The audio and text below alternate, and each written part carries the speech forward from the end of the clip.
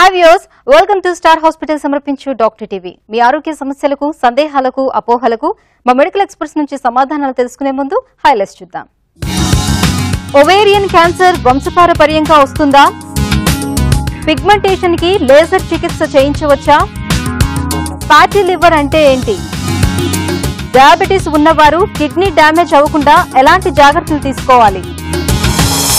Star hospital సమర్పించే doctor టీవీలో మొదటి ప్రశ్న ఏంటో చూద్దాం. డాక్టర్ గారు, నాకు 40 సంవత్సరాలు, నేను గృహిణిని. బ్రెస్ట్ క్యాన్సర్ ట్రీట్మెంట్ నడుస్తుంది. భవిష్యత్తులో నాకు కానీ నా పిల్లలు కానీ ఓవేరియన్ క్యాన్సర్ వస్తుందా? మామూలుగా బ్రెస్ట్ క్యాన్సర్ వచ్చిన ప్రతి వారికి ఓవేరియన్ క్యాన్సర్ రావడానికి ఛాన్స్ ఉంది అని విన్నాను. ఇది నిజమేనా? రాకుండా ఎలాంటి నివారణ చర్యలు తీసుకోవాలి? మీ సలహా ఏంటో తెలియజేయండి అని అడుగుతున్నారు. ఈ ప్రశ్నకు గైనిక్ ఆంకాలజిస్ట్ డాక్టర్ సాయిలక్ష్మి గారు సమాధానం అందిస్తారు. మీకు చాలా యంగ్ ఏజ్లో బ్రెస్ట్ క్యాన్సర్ వచ్చింది కాబట్టి మీకు ఓవేరియన్ క్యాన్సర్ వచ్చే ఛాన్సెస్ కూడా ఉన్నాయండి. అండ్ మేము రొటీన్గా ఏం అడ్వైస్ ఇస్తాము అంటే, మీలాంటి సిట్యుయేషన్లో ఉన్న ఆడవాళ్ళకి 40 years దాటిన తర్వాత ఓవరీస్ తీపించుకోమని అడ్వైస్ చేస్తాము. యూటరస్ అంటే హిస్టరెక్టమీ చేయాల్సిన అవసరం లేదు, కానీ లాప్రోస్కోపీ ద్వారా చిన్న ప్రొసీజర్, ఒక రోజు హాస్పిటల్లో ఉండి వెళ్ళిపోయే ప్రొసీజర్ బైలాటరల్ సల్పింగోఓవరెక్టమీ అంటాము.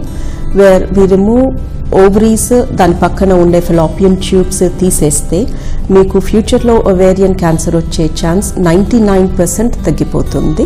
బ్రెస్ట్ క్యాన్సర్ ఉన్న ప్రతి ఒక్కరికి మళ్ళీ ఓవేరియన్ క్యాన్సర్ వస్తుంది అని అలాంటిదేం లేదండి. కానీ అబౌట్ సగం మందికి బ్రెస్ట్ క్యాన్సర్ యంగ్ ఏజ్లో వచ్చిన వాళ్ళలో సగం మందికి ఫ్యూచర్లో ఓవేరియన్ క్యాన్సర్ రావచ్చు. అది ఎప్పుడు వస్తుందో ఎవరికి తెలీదు. At the moment there is no screening programme for ovarian cancer. అంటే ఏదన్నా ఒక టెస్ట్ చేసి ఓవేరియన్ క్యాన్సర్ వచ్చేటట్టు ఉందా రాదా అని తెలుసుకోవడానికి ఏమీ లేదు. చాలా స్టడీస్ చేశారు, లక్షల మందితో స్టడీస్ చేసి కూడా కన్క్లూడ్ అవ్వలేదు ఏ టెస్ట్ చేస్తే ఓవేరియన్ క్యాన్సర్ రాకుండా మనం నివారించవచ్చు అని. అల్ట్రాసౌండ్ స్కాన్ చేసి ఓవరీస్ని చూడొచ్చు, అయినా కూడా ఓవేరియన్ క్యాన్సర్ ఎర్లీగా డిటెక్ట్ చేయలేదు. బ్లడ్ టెస్ట్స్ కూడా ఏమీ లేవు which can tell us ovarian cancer వచ్చేటట్టుందా లేదా అని. అందుకనే మీ సిట్యుయేషన్లో ఉన్న లేడీస్కి మేము ఓవరీస్ తీపించేసుకోమని అడ్వైస్ ఇస్తాము 40 years తర్వాత. 40 years ముందు అయితే ప్రతి 6 months to 12 months ఒకసారి అల్ట్రాసౌండ్ స్కాన్ చేయించుకోమని అడ్వైస్ చేస్తాము. అన్నిటికన్నా ఇంపార్టెంట్ ఏంటి అంటే అబ్డామినల్ పెయిన్, పొత్తి కడుపు దగ్గర నొప్పి, వాపు, కడుపు ఉబ్బినట్టు ఉండటము, ఊరికే బాత్రూమ్కి వెళ్లాల్సి రావటము, ఇలాంటి సిమ్టమ్స్ ఉంటే మటుకు మీరు అర్జెంట్గా అల్ట్రాసౌండ్ స్కాన్ చేయించుకోవాలి. ఓవేరియన్ క్యాన్సర్కి there is no specific screening at the moment. ఇక ఈనాటి డాక్టర్ టీవీలో మరో ప్రశ్న ఏంటో చూద్దాం. డాక్టర్ గారు, మా అబ్బాయికి 18 సంవత్సరాలు. ఈ మధ్య ప్రతి చిన్న విషయానికి చాలా కోపంగా, అగ్రెసివ్ గా ప్రవర్తిస్తున్నాడు. అలాగే ఫిట్స్ కూడా వచ్చాయి. అంతకు ముందు అగ్రెసివ్ గా బిహేవ్ చేస్తున్నప్పుడు సైకియాట్రిస్ట్ కి చూపించాము. డాక్టర్ గారు న్యూరాలజిస్ట్ కి కూడా ఒకసారి చూపించమని చెప్పారు. ఇప్పుడు అప్పుడప్పుడు డ్రగ్స్ కూడా తీసుకుంటున్నాడని తెలిసింది. ఇప్పుడు మేమేం చేయాలి? మీ సలహా ఏంటో తెలియజేయండి అని అడుగుతున్నారు. ఈ ప్రశ్నకు neuro physician doctor Rajasekhar Reddy గారు సమాధానం అందిస్తారు. నార్మల్గా ఏ టైప్ ఆఫ్ డ్రగ్ తీసుకుంటే అనే దాని మీద డిపెండెంట్ ఉంటుందండి. కామన్గా ఇప్పుడు దొరికే డ్రగ్ అది గంజాయి లేకుంటే కెనాబిస్ అంటారు. అది ఈ డ్రగ్ స్మోకింగ్ ఆర్ ఇప్పుడు ఈ మధ్యన బిస్కెట్స్ రూపంలో కూడా వస్తుంటాయి ఓరల్గా తీసుకోవడం. సో ఈ కెనాబిస్ కంటిన్యూస్గా తీసుకొని ఒక స్థాయి దాటిపోయినాక దానికి ఎడిక్షన్ డెవలప్ అవుతుంది. దానివల్ల వీళ్ళు మానసికంగా వీళ్ళు ఒక యుఫోరియా అంటారు. యుఫోరియా అంటే అది నార్మల్ స్టేజ్లో ఉండదు, జడ్జ్మెంట్ ఇట్లాంటివన్నీ పోతుంటాయి. వీళ్ళు ఏదైనా చేయగలుగుతాము అనేది అనుకుంటారు. ఇప్పుడు రోడ్ మీద డ్రైవింగ్ చేసేటప్పుడు కూడా ఆ జడ్జ్మెంట్ అనేది పోతుంది. ఆపోజిట్ వెహికల్ కంటే స్పీడ్ ఏ విధంగా పోగలుగుతాం, దాన్ని ఓవర్టేక్ చేయగలుగుతామా లేదా. ఈ కెనాబిస్ తీసుకున్నప్పుడు ఆ జడ్జ్మెంట్ సరిగ్గా లేనప్పుడు యాక్సిడెంట్స్ ఇట్లాంటివి సంభవించే అవకాశం ఉంటుంది. మెమరీ సంబంధించిన వ్యాధులు రావచ్చు.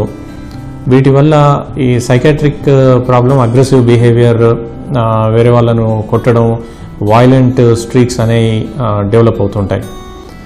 అండ్ ఇది హుకా ఇట్లాంటి వాటిలలో కూడా కన్జ్యూమ్ చేస్తుంటారు.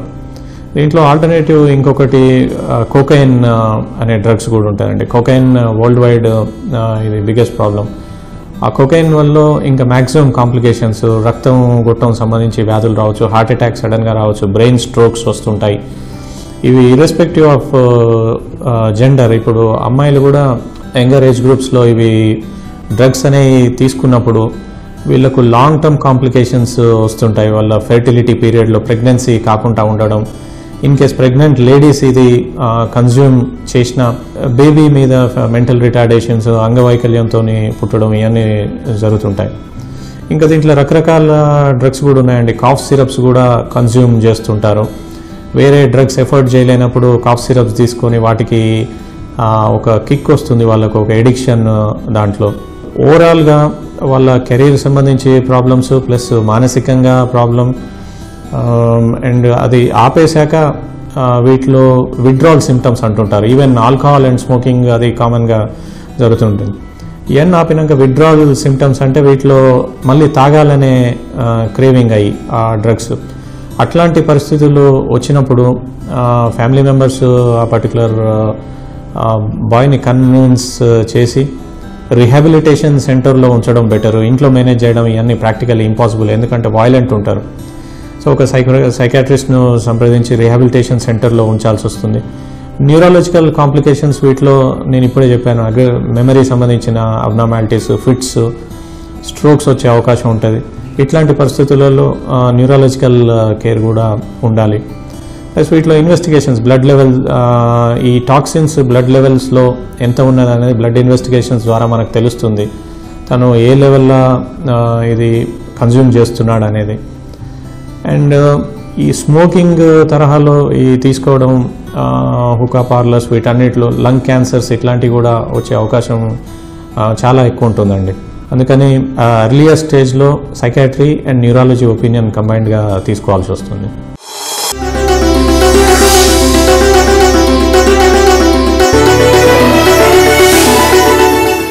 ఇక నెక్స్ట్ క్వశ్చన్ ఏంటో చూద్దాం. డాక్టర్ గారు, నా వయసు 40 సంవత్సరాలు. నాకు 6 నెలల నుంచి డయాబెటీస్ ఉంది. డయాబెటీస్ ఉన్న వారికి కిడ్నీ ఫెయిల్ అవుతుందని సాధారణంగా వింటూ ఉంటాం. అలాగే నేను చేసే వృత్తిలో నాకు ప్రెషర్, యాంగ్జైటీ ఎక్కువగా ఉంటుంది. వీటి వల్ల కిడ్నీ ఎంతవరకు డ్యామేజ్ అవుతుంది? డ్యామేజ్ అవ్వకుండా నేను ఎలాంటి జాగ్రత్తలు తీసుకోవాలి? మీ సలహా ఏంటో తెలియజేయండి అని అడుగుతున్నారు. ఈ ప్రశ్నకు నెఫ్రాలజిస్ట్ డాక్టర్ విక్రాంత్ రెడ్డి గారు సమాధానం అందిస్తారు. సో డయాబెటీస్ ఉన్న వాళ్ళు చాలా కేర్ఫుల్గా ఉండాలి. ఫస్ట్ ఆఫ్ ఆల్ డయాబెటీస్తో నాట్ ఓన్లీ డయాబెటీస్ని మనం సిస్టమిక్ డిసీజ్ అని అంటాం. సిస్టమిక్ డిసీజ్ అంటే డయాబెటీస్తో అన్ని అవయవాల మీద ఎఫెక్ట్ పడుతుంది అనమాట. డయాబెటీస్తో వెజల్స్ కానివ్వండి, రక్తనాళాలు కానివ్వండి, తర్వాత కంటి మీద కానివ్వండి, హార్ట్ మీద కానివ్వండి, కిడ్నీస్ మీద కానివ్వండి, అన్నిటి మీద ఎఫెక్ట్ పడుతుంది అనమాట.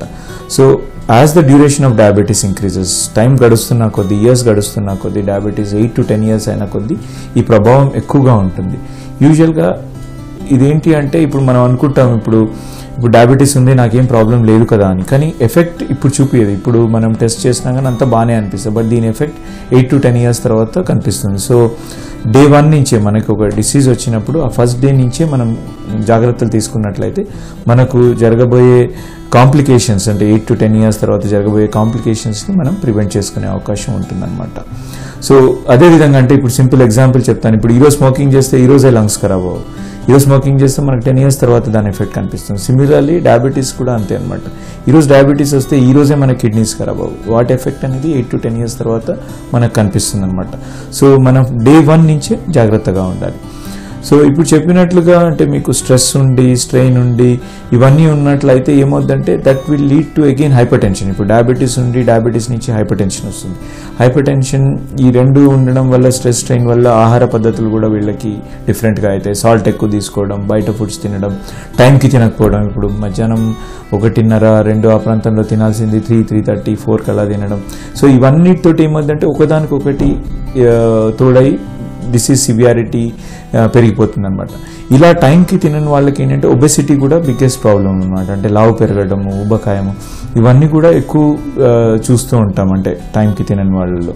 సో అలాంటి వాళ్ళకు కూడా ఈ కాంప్లికేషన్ రేట్స్ పెరుగుతుంది. అంటే నేను చెప్పినట్టు 8 to 10 years బదులు ముందే మిగతా అవయవాలు ఎఫెక్ట్ అయ్యే అవకాశం ఉంటుంది అనమాట. లైక్ కిడ్నీస్ కానీ, హార్ట్ కానీ, ఐస్ కానీ, ఇవన్నీ కూడా 8 to 10 years బదులు 5 to 6 yearsలోనే డిసీజ్ సివియారిటీ పెరిగే అవకాశం ఉంటుంది అనమాట. సో మోస్ట్ ఇంపార్టెంట్ ఈజ్ ఒక డిసీజ్ వచ్చినప్పుడు దాన్ని రాకుండా ప్రివెంట్ చేసుకోవడం ఇంపార్టెంట్. వచ్చినప్పుడు మనం దాన్ని డే 1 నుంచే జాగ్రత్తగా ఉండి మనం లైఫ్ స్టైల్ మాడిఫికేషన్ చేసుకోవాలి. లైఫ్ స్టైల్ మాడిఫికేషన్ అంటే మనం మార్నింగ్ లేవగానే ఒక 30 minutes వాకింగ్ కానీ బ్రిస్క్ వాకింగ్ కానీ చేస్తే మనకు డయాబెటీస్ కూడా కంట్రోల్లో ఉంటుంది, ఒబెసిటీ కూడా రాకుండా ఉంటుంది. స్మోకింగ్, ఆల్కహాల్ ఇలాంటి అలవాట్లు ఉన్న వాళ్ళు వెంటనే వాటిని మానేయాలి. ఎందుకంటే స్మోకింగ్ తోటి కూడా బ్లడ్ ప్రెషర్, ఒబెసిటీ, డయాబెటీస్ ఇవన్నీ కూడా పెరుగుతాయి. స్మోకింగ్ తోటి డైరెక్ట్ ఎఫెక్ట్ ఉంది రక్తనాళాల మీద, డయాబెటీస్ మీద, హైపర్టెన్షన్ మీద. తర్వాత టాబ్లెట్స్ టైంకి తీసుకోవడం అండ్ ఫుడ్ కూడా టైంకి తీసుకోవడం. Breakfast, then small snack, lunch, then small snack and dinner. ఈ విధంగా 5 times a meal, small quantity, more సమతుల్యమైన ఆహారం తీసుకోగలిగితే మనం ఈ డయాబెటీస్ ఎక్కువ పెరగకుండా ఉంటుంది. తద్వారా డయాబెటీస్తో వచ్చే కాంప్లికేషన్స్ కూడా రాకుండా ఉండే అవకాశం ఉంటుంది. మనకు 8 to 10 years పట్టేది మనకు 20 to 30 years కాంప్లికేషన్స్ వచ్చే అవకాశం ఉంటుంది. అదర్వైజ్ లేనిచో ఇవి 8 to 10 years వచ్చేది 5 to 6 yearsలోనే ఈ కాంప్లికేషన్స్ వచ్చి తొందరగా కిడ్నీ మీద ఎఫెక్ట్ అయ్యే అవకాశం ఉంటుంది. దీంతో ఏమవుతుందంటే అలా చేయడం వల్ల మన క్వాలిటీ ఆఫ్ లైఫ్ దెబ్బతింటుంది, మనం వర్క్ మీద కాన్సన్ట్రేట్ చేయలేకపోతాము. So work efficiency, quality of life, mental stress ఇవన్నీ కూడా పెరిగిపోతాయి అన్నమాట. సో ముందు నుంచే మనం జాగ్రత్త తీసుకున్నట్లయితే మనం వచ్చే పరిణామాలను మనం కంట్రోల్ చేసుకోవడానికి అవకాశం ఉంటుంది అన్నమాట. ఇక మరో ప్రశ్న ఏంటో చూద్దాం. డాక్టర్ గారు, నా వయసు 50 సంవత్సరాలు. 6 నెలల క్రితం హెచ్ఐవి ఉంది అని నిర్ధారణ చేయబడ్డాను. ప్రస్తుతం ట్రీట్మెంట్లో ఉన్నాను. CD4 కౌంట్ తగ్గుతుంది, పెరగట్లేదు. నేనేం చేయాలో తెలియజేయండి అని అడుగుతున్నారు. ఈ ప్రశ్నకు general physician doctor Sandeep Reddy గారు సమాధానం అందిస్తారు. ఆల్రెడీ డయాగ్నోస్ అయిన హెచ్ఐవి పేషెంట్స్కి CD4 కౌంట్ అనేది చాలా ఇంపార్టెంట్. సో మన CD4 కౌంట్ అంటే మన రోగ నిరోధక శక్తి ఎలా ఉంది బాడీలో అనేది మనం చూసుకుంటూ ఉండాలి. సో ఎంత ఫ్రీక్వెంట్గా చూసుకోవాలంటే ప్రతి 6 నెలలకు ఒకసారి చేసి మనం అసలుకి ఎట్లా రెస్పాన్స్ ఎలా వస్తుంది, మనం ఇచ్చే ట్యాబ్లెట్స్ ఎలా పనిచేస్తున్నాయి అనేది కంపల్సరీ చెక్ చేసుకుంటూ ఉండాలి. సో CD4 కౌంట్ పెరగట్లేదు అంటే ఎందుకు, దానికి మళ్ళీ రీజన్స్ ఉంటాయి. సో మీరు చెప్పిన ప్రాబ్లం బట్టి CD4 కౌంట్ పెరగట్లేదు అంటే మన ఏ ట్యాబ్లెట్స్ మీద ఉన్నారు మీరు ఫస్ట్ థింగ్. సో దాంట్లో మనకి 3 రెజిమిన్లు ఉంటాయి. 3 రెజిమిన్లో మనకి ఒకటి NNRTA అంటారు, ప్రొటేజ్ ఇనిబిటర్ అంటారు, ఇంటిగ్రేజ్ ఇనిబిటర్ అంటారు. ఈ 3 రెజిమిన్లో మీరు ఏ రెజిమిన్ మీద ఉన్నారు, దాని తర్వాత అసలు ఎంత వైరల్ లోడ్ తగ్గింది, వైరల్ లోడ్ అని చూసుకుంటూ ఉండాలి. అంటే ఈ ట్యాబ్లెట్స్, మేము ఇచ్చిన ట్యాబ్లెట్స్ మీ వైరస్ని చంపగలుగుతున్నాయా అదొకటి చూసుకోవాలి. దాంతోపాటు డ్రగ్ డోసింగ్, ఎంత ఫ్రీక్వెంట్గా మీరు డోస్ వేసుకుంటున్నారు, కరెక్ట్ టైంలో వేసుకుంటున్నారు. దాంతోపాటు డ్రగ్ టు డ్రగ్ ఇంటరాక్షన్స్, అంటే వీటితో పాటు ఇంకా వేరే ట్యాబ్లెట్స్ వేసుకొని దానివల్ల వీటి పని ఎఫికసీ తగ్గటం అదొకటి చూసుకోవాలి. నెక్స్ట్ వచ్చేసి డ్రగ్ రెసిస్టెన్స్ టెస్టింగ్, అంటే మీరు వాడే హెచ్ఐవి డ్రగ్స్ ఏదైతే యాంటీవైరల్ డ్రగ్స్ ఆ వైరస్కి పనిచేయట్లేదేమో, అంటే రెసిస్టెన్స్ ఆల్రెడీ డెవలప్ అయినాయి. సో అందుకనే మనము ఈ ఎయిడ్స్ పేషెంట్స్కి what we do is heart therapy అంటారు. సో ఇలాంటి మన మల్టీ డ్రగ్ కాంబినేషన్ డ్రగ్స్ ఇస్తూ ఉంటాం. సో ఆ రెసిస్టెన్స్ ప్యానల్లో మనకి ఏ డ్రగ్ అయితే రెసిస్టెన్స్ ఉందో అది తీసేసి నార్మల్ పడే డ్రగ్ వేస్తే then we can cure this thing. Next thing వచ్చేసి మీరు ఆపర్చునిటిక్ ఇన్ఫెక్షన్స్, అంటే CD4 కౌంట్ ఒకవేళ మనకి 200 కన్నా తగ్గినప్పుడు న్యూమోనియా రావడం, PCP అంటాం, లేకపోతే 100 తగ్గినప్పుడు టాక్సోప్లాస్మా, 50 తగ్గినప్పుడు మ్యాక్ కాంప్లెక్స్ డిసీజెస్ అనేటి ఇవన్నీ కూడా వస్తుంటాయి. సో ఇవన్నీ ప్రివెంట్ చేసేందుకు మన CD4 కౌంట్ బట్టి ఒకవేళ తగ్గుతుంది అనిపించినప్పుడు ఏమంటే వీటికి ప్రొఫైలాక్సిస్, అంటే ముందే వీటికి ట్రీట్మెంట్ ఇప్పించడం. సో తద్వారా మనము వచ్చే ఇన్ఫెక్షన్స్ని అరిగట్టవచ్చు. సో ఇదొకటి చేసుకుంటూ ఉండాలి. దాంతోపాటు మీరు వీటిలలో మనకి 3 చూసుకోవచ్చు. ఒకటి వచ్చేసి క్లినికల్ ఫెయిల్యూర్, అంటే మీరు మీ ట్యాబ్లెట్ స్టార్ట్ చేసిన తర్వాత కూడా ఇంకా ఫీవర్ తగ్గకపోవటము, వెయిట్ తగ్గిపోవటము, క్లినికల్గా ఇంప్రూవ్ కాకపోవటం. సో అలాంటప్పుడు డ్రగ్ చేంజ్ చేయటం అవసరము. రెండోది వచ్చేసి ఇమ్యునాలజికల్ ఫెయిల్యూర్, అంటే CD4 కౌంట్ మీరు అన్నట్టు CD4 కౌంట్ పెరగట్లేదు. సో అలాంటప్పుడు రిజిమెన్ చేంజ్ చేయటము.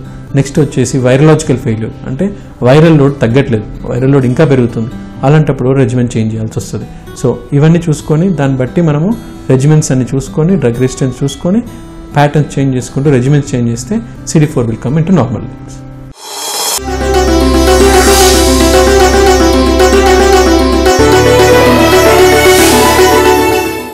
ఇక నెక్స్ట్ క్వశ్చన్ ఏంటో చూద్దాం. డాక్టర్ గారు, నా వయసు 46 సంవత్సరాలు. గత 10 సంవత్సరాలుగా నాకు పిగ్మెంటేషన్ ప్రాబ్లం ఉంది. మెడిసిన్ వాడితే తగ్గుతుంది, తర్వాత మళ్లీ వస్తుంది. Laser treatment చేయించుకోవచ్చా? మీ సలహా ఏంటో తెలియజేయండి అని అడుగుతున్నారు. ఈ ప్రశ్నకు డెర్మటాలజిస్ట్ డాక్టర్ సింధూరా గారు సమాధానం అందిస్తారు. మీరు చెప్పిన దాన్ని బట్టి మీకుండే ప్రాబ్లం మెలాస్మా అంటే మంగు అనే ప్రాబ్లం ఉందని అర్థమవుతుంది. అది బేసిక్గా చిన్న చిన్న బ్రౌన్ కలర్డ్ ప్యాచెస్ కింద మీ చీక్స్ మీద, మీ ఫోర్ హెడ్ మీద, మీ ముక్కు మీద, కొన్నిసార్లు మీ చిన్ మీద, మీ చేతుల మీద కూడా వచ్చే ఛాన్స్ ఉంటుంది. సో ఈ మెలాస్మా అనే కండిషన్ మీ స్కిన్లో ఉన్న కొన్ని పిగ్మెంట్ ఫార్మింగ్ సెల్స్ అంటే మెలనోసైట్స్ అంటాము. ఆ సెల్స్ ఎక్కువ పిగ్మెంట్ ప్రొడ్యూస్ అంటే మెలనిన్ అనే పిగ్మెంట్ మనకు మామూలుగా కలర్ ప్రొడ్యూస్ చేసే పిగ్మెంట్, ఆ పిగ్మెంట్ ఎక్కువ అవ్వడం వల్ల, ఎక్కువ ప్రొడ్యూస్ అవ్వడం వల్ల మీకు ఆ చేంజెస్ వచ్చే ఛాన్స్ ఉంటుంది. సో ఆ మెలాస్మా అనేది బేసిక్గా దాని కాజెస్ వచ్చేసి ఏదర్ హార్మోనల్ కాజెస్ ఉండొచ్చు, ఎందుకంటే చాలామంది లేడీస్లో ప్రెగ్నెన్సీ టైంలో ఈ చేంజెస్ వస్తాయి. బట్ ప్రెగ్నెన్సీ అంటే డెలివరీ అయిపోయాక మళ్ళీ అది దానంతట అదే తగ్గిపోయే ఛాన్స్ ఉంటుంది. కొంతమందిలో ఏజ్ వల్ల వచ్చే హార్మోనల్ చేంజెస్ వల్ల, ఎక్కువ సన్ ఎక్స్పోజర్ వల్ల, లేదంటే కొన్ని కెమికల్స్ వాడటం వల్ల కూడా ఈ మెలాస్మా అనేది వస్తూ ఉంటుంది. దీనికి మోస్ట్ కామన్గా వాడే క్రీమ్స్లో కొన్ని స్టెరాయిడ్స్ ఇంకా స్కిన్ లైట్నింగ్ ఏజెంట్స్ ఉంటాయి. అది వాడినంతకాలం మీకు ఇంప్రూవ్మెంట్ ఉంటుంది. స్టాప్ చేశాక మళ్ళీ యాజ్ యూజువల్గా పిగ్మెంట్ ప్రొడక్షన్ ఎక్కువై మీకు ఆ స్పాట్స్ అనేవి వెనక్కి వచ్చేస్తాయి.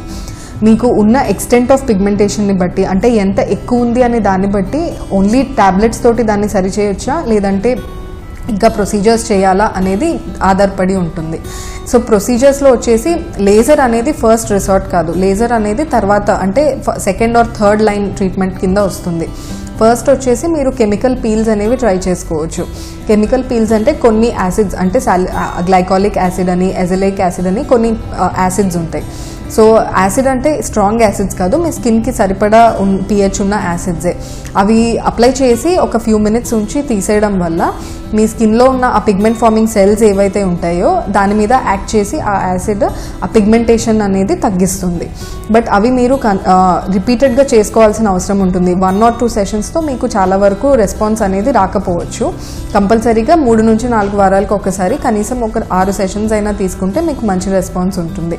బట్ దీంట్లో అన్నిటికంటే మెయిన్ వచ్చేసి సన్ ఎక్స్పోజర్ని మీరు లిమిట్ చేసుకోవాలి. సన్ స్క్రీన్ అనేది కంపల్సరీగా వాడుకుంటేనే మీకు ఆ రెస్పాన్స్ అనేది మెయింటైన్ అవుతుంది. దాంతోపాటు ఇంకొక ట్రీట్మెంట్ వచ్చేసి ట్రానెక్సిమిక్ యాసిడ్ అనేది లేటెస్ట్గా వచ్చిన ట్రీట్మెంట్.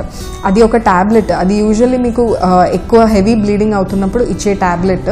బట్ దానివల్ల తెలిసింది ఏంటంటే ఆ ట్యాబ్లెట్ వాడిన వాళ్ళలో ఈ మెలాస్మా అనే డిజీజ్ కూడా తగ్గింది.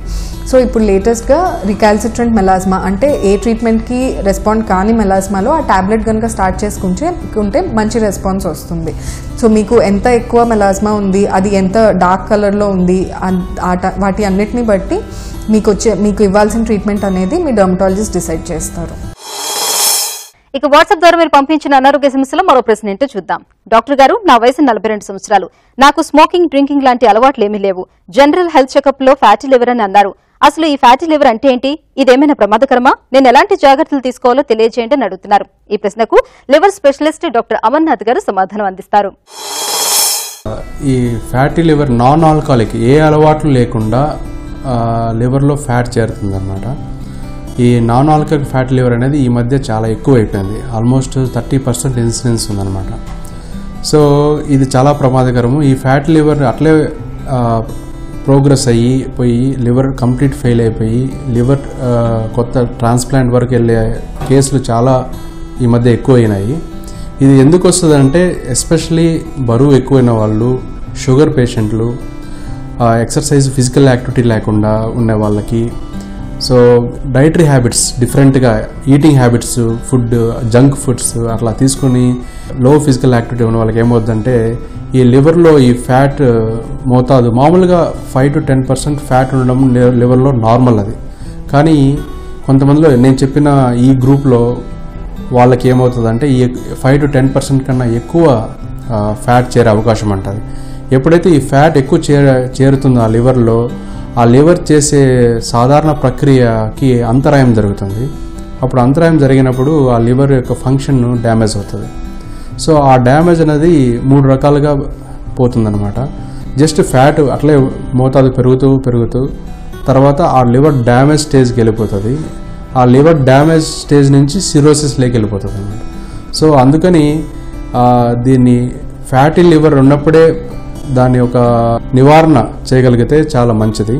ఈ ఫ్యాటీ లివర్ స్టేజ్ నుంచి ఫైబ్రోసిస్ నుంచి సిరోసిస్లోకి వెళ్ళిందంటే మన ట్రాన్స్ప్లాంట్ ఒకటే మార్గము, వేరే ట్రీట్మెంట్ వర్కౌట్ అవ్వదు.